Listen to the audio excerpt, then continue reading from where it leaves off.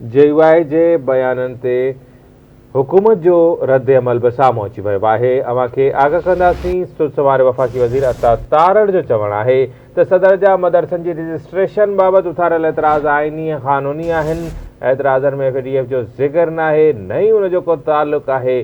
क़ानूनी ऐं आइनी मामलनि ते सियासत करणु कंहिंजे बि हक़ में नाहे। अता तारड़ चवे थो, मदरसनि जी रजिस्ट्रेशन खे FATF सां ॻंढणु रुॻो ख़याली आहे। हिकु भेरो ॿीहर ब्रेकिंग न्यूज़ अव्हां सां शेयर कंदासीं। इस्लामाबाद मां हाफ़िज़ हमदुल्ला जे बयान ते इतलात वारे वफ़ाक़ी वज़ीर अता तारड़ रद्द अमल ॾींदे चयो आहे त सदर जा मदरसनि जी रजिस्ट्रेशन बाबति उथारियल एतिराज़ आइनी ऐं क़ानूनी आहे। एतिराज़नि में FATF जो को बि ज़िक्र नाहे, न ई उन्हनि जो को वास्तो आहे।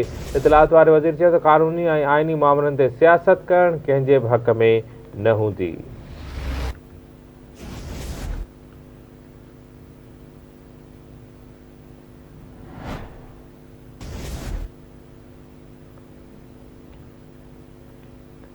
क़ानूनी ऐं आइनी मामलनि ते सियासत करणु कंहिंजे बि हक़ में नाहे। वफ़ाक़ी वज़ीर अता तारड़ जो चवणु आहे त मदरसनि जी रजिस्ट्रेशन खे FATF सां ॻंढणु रुॻो हिकु ख़याली अमल आहे। हुन जो चवणु आहे त सदर जा एतिराज़ क़ानूनी ऐं आइनी आहिनि। अव्हां खे आगाह कंदासीं, इस्लामाबाद मां ब्रेकिंग न्यूज़ आहे। अता तारड़ चवे थो, सदर जा मदरसनि जी रजिस्ट्रेशन बाबति उथारियल एतिराज़ आइनी ऐं क़ानूनी आहिनि।